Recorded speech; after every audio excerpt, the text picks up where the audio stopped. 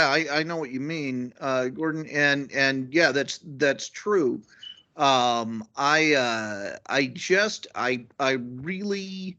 uh, really admire her. I think she's a genuinely interesting actress, and I understand the team loyalty, that people show Miss Moltke, and I get it.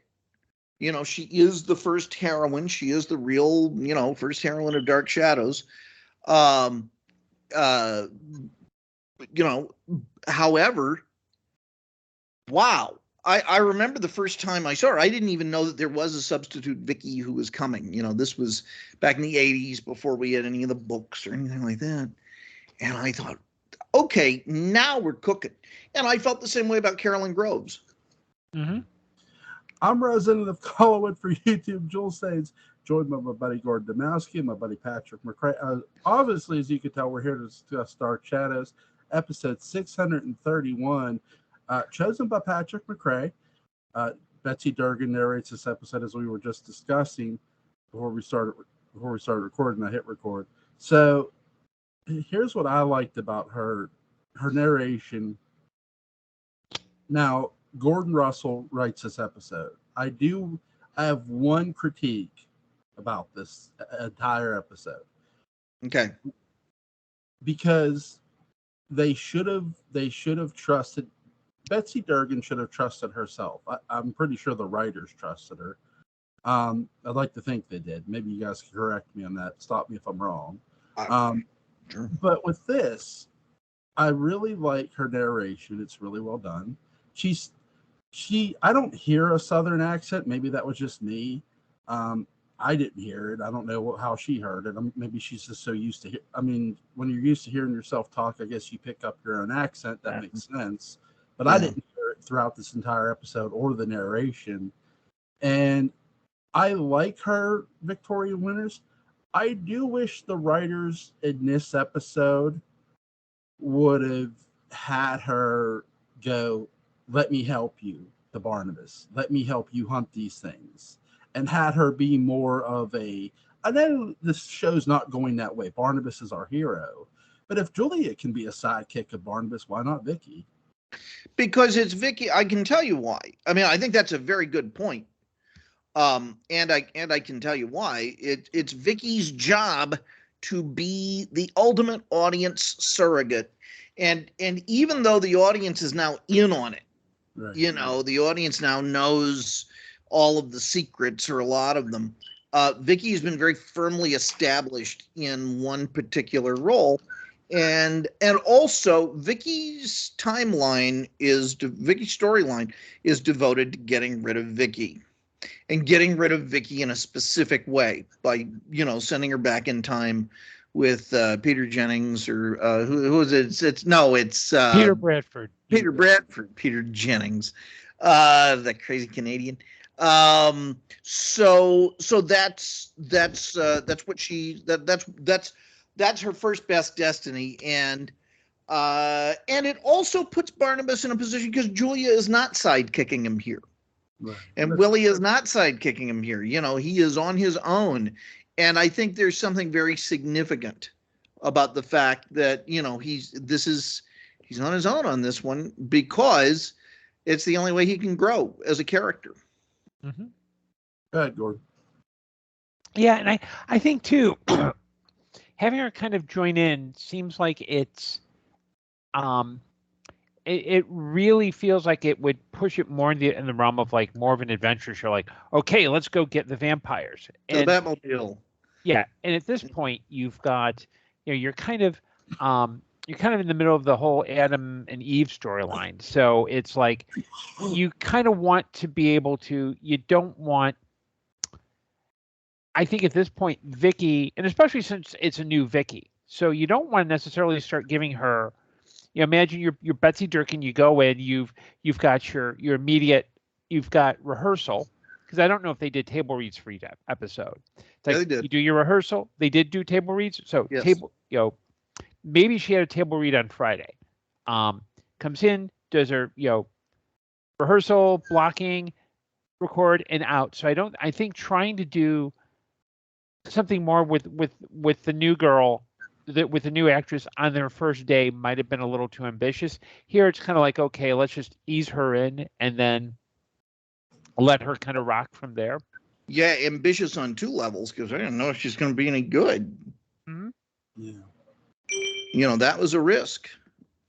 I think, to your point too, to Patrick's point too, no, Julia's not sidekicking on this episode, though she is helping with the Eve experiment that's going to happen. They're going to dig up Eve. They're going to go to the graveyard to dig up a body in this episode. I mean Humphrey Allen Austra's character and good old Mrs. Johnson's son, Harry Johnson. Harry Johnson. It's a Harry Johnson episode with everything else.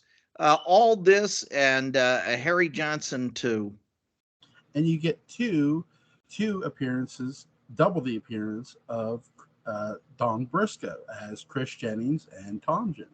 And I think they handled that really well. There's no, as far as I remember, there's no crappy chroma key or anything like that. It's just another shot to him looking through the window, which is a good subtle way. And frankly, it pulls it off a lot better than a special effect would. Mm-hmm. Yeah, I really love how he pulls double duty in this episode. There's a knock on our favorite warlock's door, and he goes to the door. He opens it, and here is Chris Jennings, and he comes in. He introduces himself as Tom's brother to Nicholas, and he asked Nicholas, when was the last time he saw his brother before his brother died. He tells Nicholas he believes that Tom was murdered. And Nicholas says, I can't think of anybody who would want to hurt your brother, which I love that line for Nicholas. I think Nicholas sort of means it. I mean, in the cosmic sense, as far as poor saps who wind up as vampires go, he was a nice guy. He worked hard, really wanted to check out what was going on in the cellar.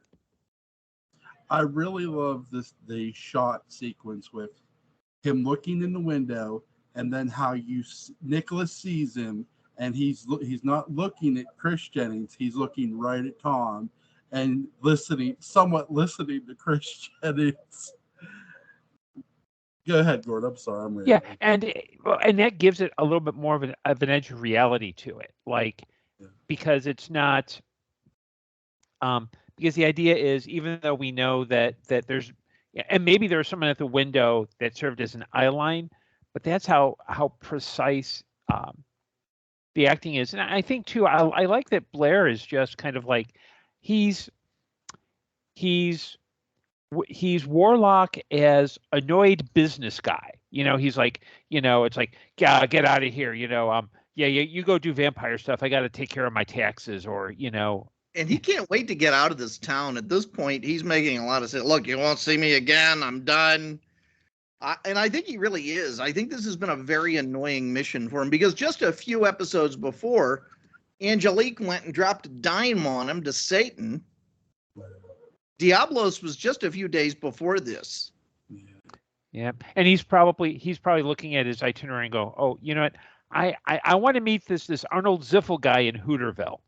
He just wants to get the hell out of there. The pig is the master race that he wants to create. I like how he hollers for Harry Johnson to come back up after Harry Johnson comes in. It reminded me of Barnabas hollering for Willie, like straight up.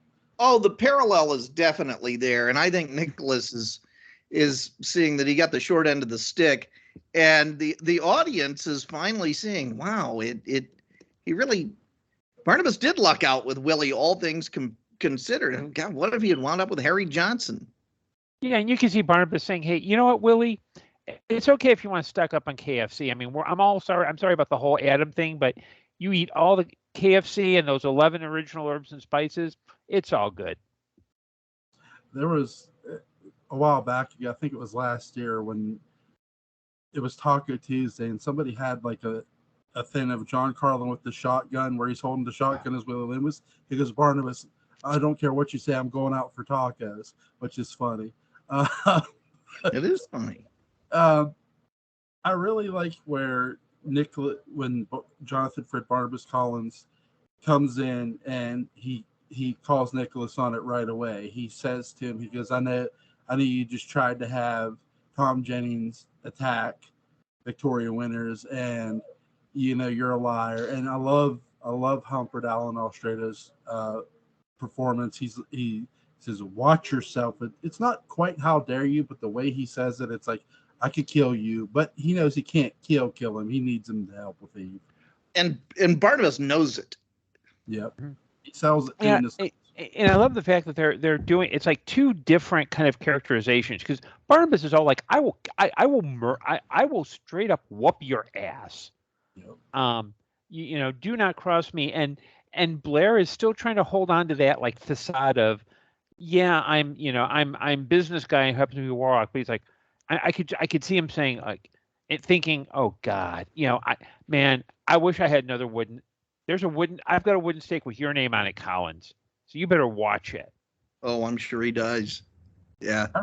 I really like in this episode too, where Nicholas pulls out the wooden stake in Tom Jennings' heart. Here's a question: did they just use red paint on the stake, or? Mm-hmm. Yeah. It looks good. It does. Mm-hmm. What's you guys' favorite scene in this episode? The showdown, I think, between Barnabas and Nicholas. It's nice to see Barnabas. Well, I got to. Okay, yeah, it's nice. I mean, it's because it's really nice to see Barnabas as master of the game. We don't see it that often, and it's just a delight. The other thing that I really like in this episode is I wrote about this. I like the confrontation that Barnabas has with Tom. Mm-hmm. Where Tom has two lines that really stick with me. One of them is, I want to live, which just, does that mean as a vampire? Or does that mean to have never been made a vampire? There are a lot of things that could be read into that. And I love its elusiveness, that it could be a number of things. And I just think that's really interesting. The other one is where, Barnabas is talking about how horrible his death is going to be and so on and so forth. And Tom says, well, don't do it to me. Mm-hmm. Which I've never heard a victim try to reason in such a clear, interesting way with the person who is doing the victimizing.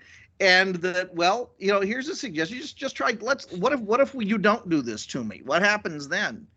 Gee, I hadn't thought of that. That there is a perverse logic to the fact that he's trying to reason with Barnabas there. I love that. Yeah, and I love the fact that at the end, as Barnabas is having a real heart, he's having qualms about what he's doing as he's holding up the candelabras, and you can see where he's like, this could have easily been me, but and I don't want to do it. I hear you, but and then Tom by the end is shrieking. He's not just, it's not just, oh no, don't. I mean, he is physically, you can tell he's getting more and more hysterical. And I love how in his performance, Don Briscoe kind of balances. Tom is a little bit more feral and a little bit more like out there, but with Chris, you can see, and if it's in looking back on it and what we know later, you can tell Chris is his grandfather's offspring. You know what I mean? You can tell he's got that Quentin Collins kind of bluntness, and I think my directness, and I don't care, I'm going to move forward.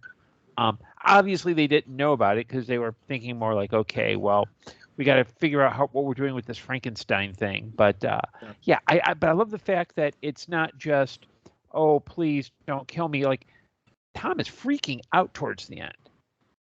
And I think that gives it it gives it a nice tension that I think helps end the episode on a bang. How early into all of this do you think they had a sense that, the Quentin storyline was coming and this was going to be connected? I wonder if at this time, I think it would have been, I wonder if at this time Frid was going to Dan and saying, Dan Curtis, and saying, I could really use a break. Because the reason they brought David Selby was that Frid needed some relief. So I wonder if they were maybe thinking, okay, after this, well, we've got that turn of the screw suggestion from Shadows on the Wall. Yeah. So it might have been okay as we end this, because it's, this is 631, and then 700 is when 1897 kind of kicks off. So I think they were probably thinking, okay, we probably should think about someone to substitute Frid. How do we do that? Well, we'll just do Turn of the Screw. Well, if we do Turn of the Screw, there's really not much of an ending.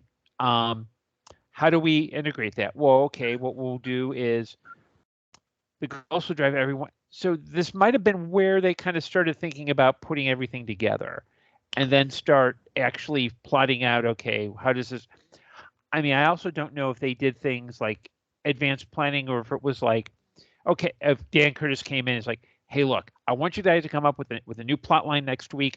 I'm going to go hit golf balls in my office because I don't know what I'm doing. Oh, God. The one part of the story that I wonder about, that that we've always been told, is the thing about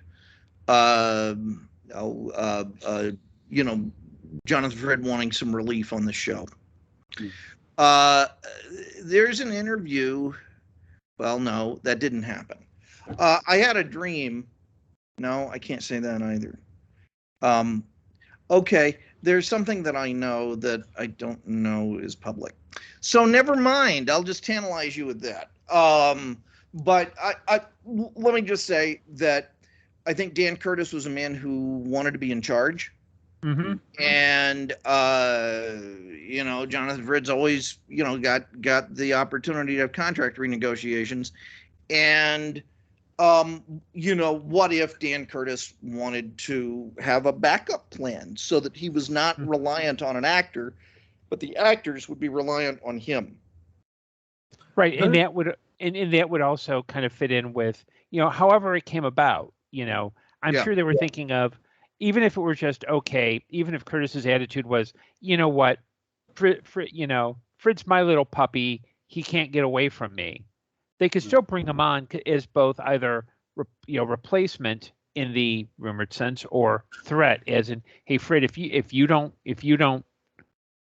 straighten out, we got a new guy coming in.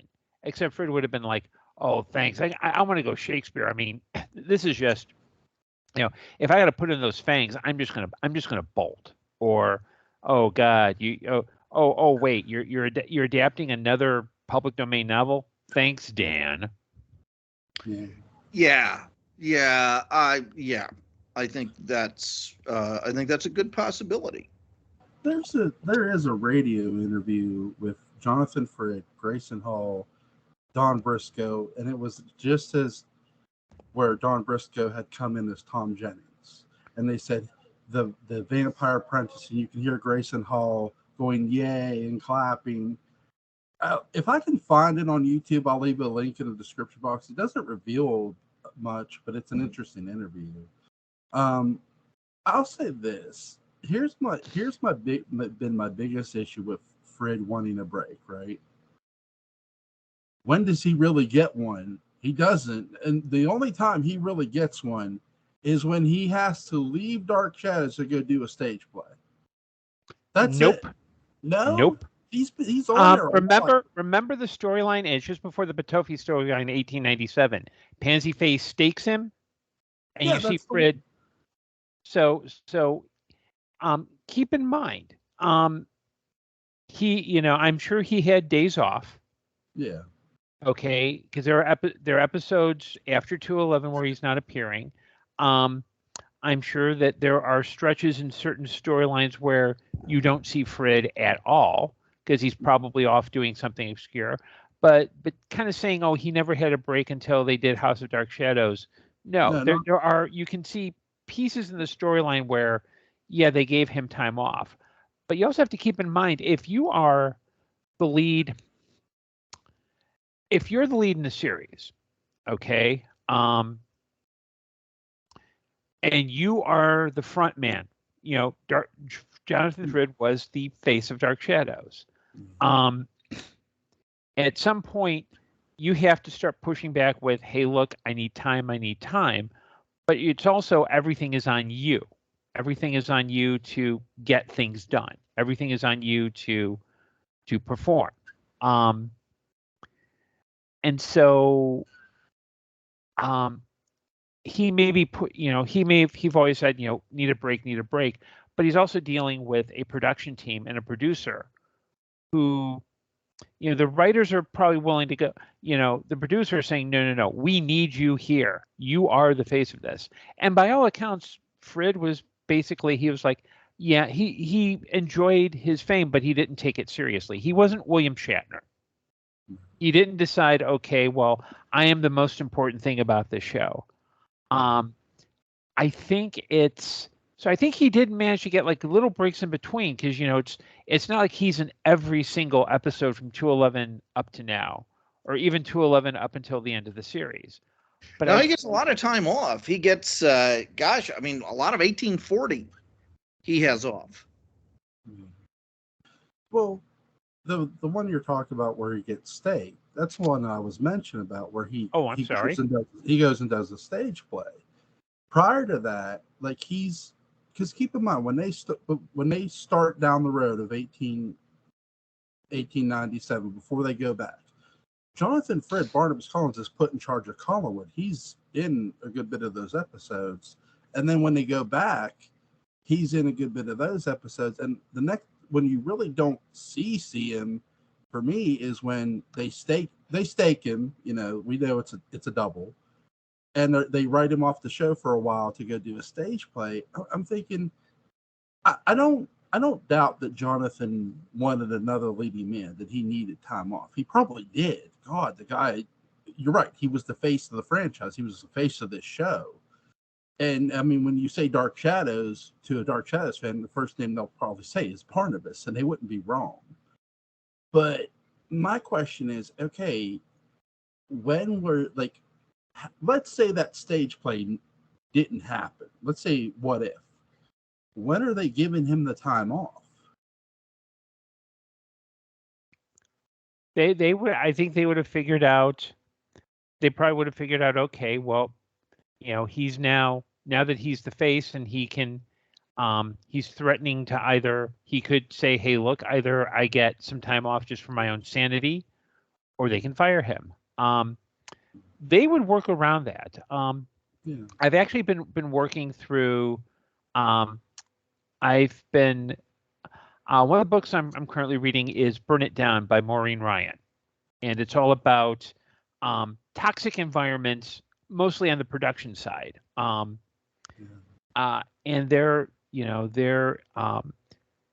she's writing about Lost, and one of the actors, Darren. I'm trying to remember the actor's name, but he was the black actor, and I apologize. But he basically left because he kept complaining, like, hey, look, you're not writing anything for me. I don't need to be star status, but he felt like he felt that he wasn't getting what he needed to do, and so he was featured less and less, and then he left. I think with Frid, they would have found a way to give him time off. I don't think they would have, because at some point you've got unions, you've got basically the need for people to rest. I mean, the only other equivalent I can think of in that cast would have been like Roger Davis. I think had some like Hollywood television experience before he came to Dark Shadows. So it's, it wasn't just like imagine if Roger Davis played Barnabas, and let's go with that metaphor, even though it's very bad. He still probably would have been like, hey, look, I need time off. I need to rejuvenate.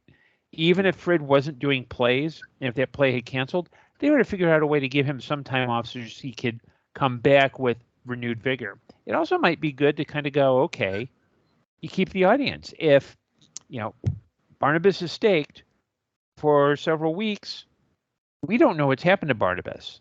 Right. And by the time you need to bring him back, oh, wait, Angela created a magic twin for him, and she's hanging out with Nanny and the professor, and it's all good. about this episode, the episode we're discussing, 631. You have it ends up, we know, with the death of Tom Jennings. Prior to that, you see Nicholas and his assistant in the cemetery, and I like what he says when his assistant asks him, "What are we gonna do if someone shows up?" He goes, "I'll take care of them." Yeah, that's one thing you didn't need to worry about. Right. But you guys are right. Where I like how Fred's like this with the cross, where he makes the candlesticks into a cross, and he does say, Barnabas does say, "I feel sorry for you," because he could see himself. He could see a lot of Tom Jennings in himself. Like he understands. Mhm. Like he understands. He himself is, not too far removed from being a vampire. So, and again, did Tom Jennings ask to be a vampire? No, he got bit by Angelique.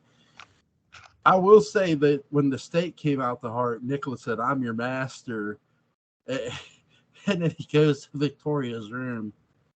That's just a recipe for disaster because you're not killing off the new Victoria winners, Betsy Durgan. Um, I really like how Jonathan Fred rushes to her rescue here. He leaves Here. Victoria's room, and I really like Betsy Durgan's lines here. It doesn't feel like they're trying to pull back too much on her. They're just giving her enough to do in this episode. Mm-hmm.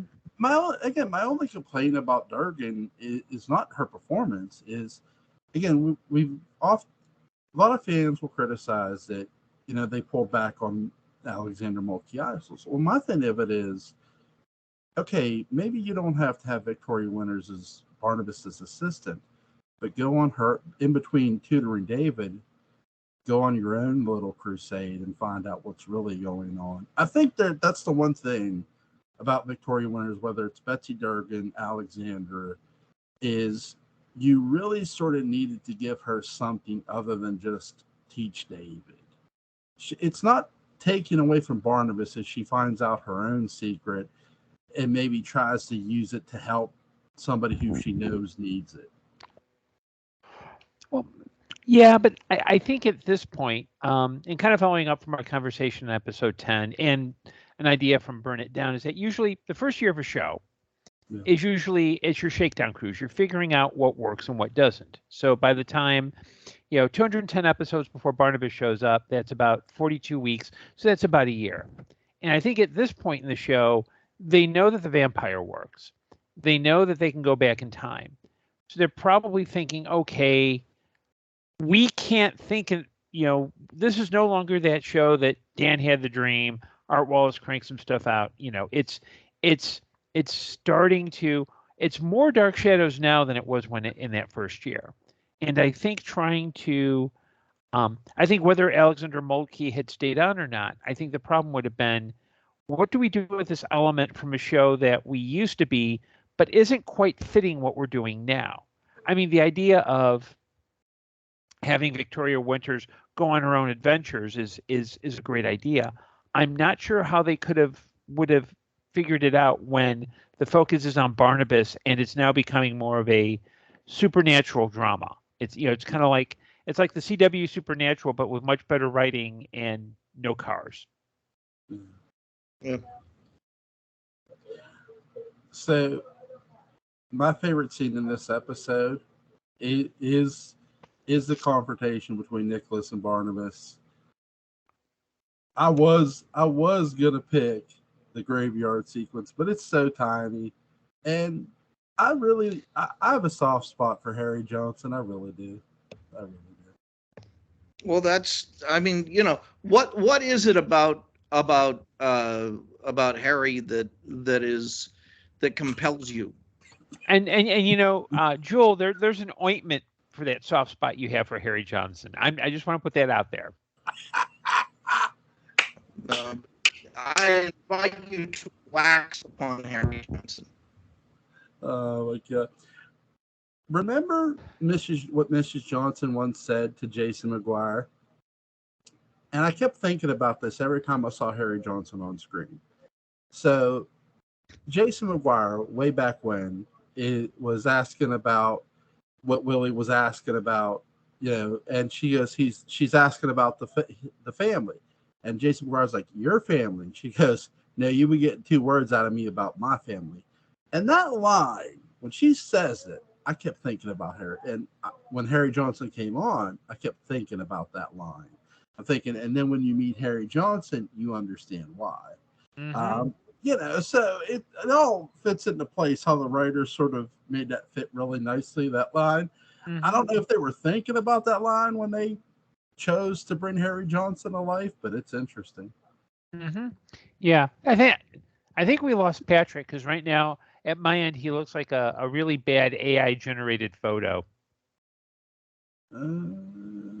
It doesn't say the call. Can you hear me? Yeah, we can hear you, but hear you're coming in distorted. Okay, Hello? well, hang on. Let me see if I can. Hi.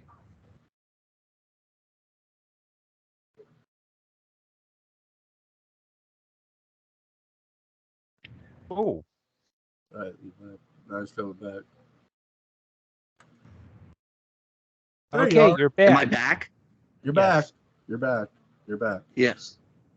So I somewhat enjoy Harry Johnson when he's on screen, even though he's not the most compelling character. I find the line of what Mrs. Johnson said funny still, no matter what episode he's in, because I kept thinking about that. And then I like how when he first arrives, she's telling him, better stay out of trouble. So sure. No, really good. No, I mean, there's the name. We have to get past the name, but beyond the name, just his weird parallel to Willie Loomis, I think, is really interesting. And yet I sympathize with him. He's like a character. Willie, doesn't want to be on Dark Shadows, sort of, but he belongs there. Harry looks like a guy who not only does not want to be on Dark Shadows, but who does not belong there. Yeah, he looks like he expects Alan Funt to come out of the wings at some point. You know what I mean? Exactly. He feels like he's being, to use later terminology, Harry Johnson is a guy who thinks he's being punked. Yes. That is true. Just not by Ashton Kutcher. Anyway, so great selection for this episode, Patrick. Thank you. Gordon, what is your selected episode for next time we come on? My selected episode is number 873, which you're so 870. What is 873? Well, you'll just have to watch and find out. Watch it and find out. Fair enough. What, you think I'm going to spoil it? No, I think that's perfectly respectable. But by the way, spoiler, Patrick, Barnabas is a vampire. I just want to let you know that. It's funny because when my father started watching Dark Shadows with me every day, I was jumping around in the timelines because of how I do the daybook, and his constant question never got annoying. It was completely logical, and it always was. Now, is Barnabas a vampire in this one? Because of course that's what you would ask. I will say this: Barnabas is not in this episode. Okay. 873. That would be probably a late 1897 episode or early Leviathans. But from the nodding, I'm imagining it's late 1897. Late 1897. I was tempted to do episode 1244 because I saw that episode that the two of you did, and I figured it would just annoy the two of you, and I could basically glow, but that would just be nasty. No. We're happy to do that. I want to be clear. Pick whatever episode you want, because that's what we're going to do is pick random episodes. Well, we're doing 873 because I figured it's one that at least one of you will enjoy. I'm not going to say which one.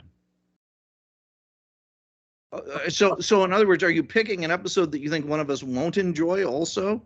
Well, I just randomly selected a number, so 873. Really? Yeah. Okay, cool. Well, let's do it like that. I'm going to ask a joke question that Butch Rosenbaum is going to get when he watches this video. Does it have any desert porn? No, I'm kidding. Anyway. I know. Desert porn? Don't you know? I can't believe you actually said that out loud, Joel.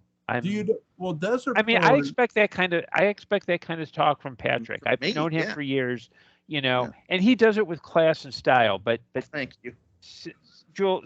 No, stay in your lane, Joel. Just stay in your lane. To be clear, desert porn is naked desert. When you see the desert, naked, dry. Okay. You're making it worse, Joel. You're making it worse. You might as well get a shovel and. You're digging a grave that Nicholas is going to push Harry Johnson in. I've talked about this in the Westerns we've done. It's funny.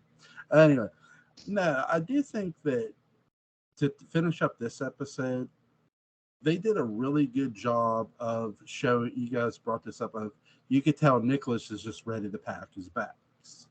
And that in this episode, you're getting another new character for Dawn Briscoe to play, because you can tell they've got big plans for Dawn Briscoe. Yeah, I mean, Dawn is really, in truth, I think one of the packages that the show gets. I mean, he's a very, very, very fine actor. He's a good looking guy, and he comes across as both intelligent. He can be frightening when he needs to be, but he also is one of the most sympathetic characters to ever appear on the show. Yeah, he is a male Catherine Lee Scott. I think when they hired him, they expected him to just be another Joel Carruthers, and what they ended up getting was someone who, because he starts here, but I think he appears in parallel time. I mean, he's not one of those. You don't see him a lot. You see him in chunks in certain arcs. Like he's in 1897. I'm not sure if he's in the Leviathans, but I know he's in some parallel time stuff because he's Chris Collins there. But he's one of those. I think they thought, oh, okay, we'll just get like a handsome guy like Joel, and they're like, oh wait, this guy can act. We got to use him more often. Yeah, I agree. I think the first episode he appears in is when Joel Carruthers' character Joe Haskell is in the hospital. Mm-hmm. And he's standing over him, and he thinks it's Tom Jennings, and it's Chris. It's a really good episode, by the way. So is Chris from Collinsport originally? Is that? Do we ever get that clear? Is that because he's Joe's cousin? Yeah. I wonder if it's a case of, because I know he's in a few episodes later, he decides to stay, and Amy is happy about that. So I think it might be that his family is outside of Collinsport, but something happens where they hear about cousin Joe. They come. Tom comes, becomes a vampire, as you do. Sure. This is the and then Chris follows up, and he decides to stay. So I don't think they're native to Collinsport. Okay. Yeah, I get the sense that I don't think Chris Jennings is from Collinsport because he's such an outsider that I believe when they ask about any relations for Tom Jennings, I think it said no, but that gets changed. So really good episode. So guys, is Monday good? Monday night at 11 or no? That's fine for me. Monday's good for me too. What days aren't good for you, Gordon? Because I know some. Let's see. This week I'm pretty good. Wednesday would be a little tricky because I have an event and it lasts about 8, so I should get home in time if we did like a 10 p.m., 11 p.m. your time deal. But I should be good most evenings this week. Okay, cool. If it changes, just let me know, dude, and we'll make. We'll do. And remember, episode 873. Not episode 8, not episode 7, not episode 3, 873. All right. 873. I'm gonna literally go watch it when after I do my second video. So guys, first of all, thank you for joining me on this epic journey. We're picking episodes at random. Mm-hmm. Before we get Patrick, you made a suggestion to me on Messenger. When did you want to do that? I did. I was thinking about that for next week. Like the week after this coming one, and it's a We can do it over a week. We can do it. Doesn't matter. But it's a 5-episode arc. Okay. And do you have the episodes on there? Do you have the episodes written down? Which ones I suggested? I think it's 100. Was it? Okay, so it was 1,000. I know 750, 100. 500, 250. Yep. And I think 100. Yeah, episodes 100, 250, 500, 750, and 1,000. Yeah. Because the idea, Gordon, is that it would just those are just numeric milestones, and it's interesting to see the show since we looked at okay, where is this show 10 episodes in? Okay, well now 100 episodes in, and then moving it like that. Yeah, we'll do that next week after we do like a week of random episodes. That sounds really fun. I like that. So guys, thank you again for joining me and doing this with me. It is a lot of fun. You get links to Gordon's Amazon page. Actually, Gordon, is there anything you want to plug? Not tonight. Maybe next time. Patrick, is there anything you want to plug? No. Link to the Dark Shadows Daybook about it's going to be in the description box. Go pick that bad boy up. Go check out Gordon's Amazon page. Guys, thank you both and enjoy your night. Night all. Good night. Bye.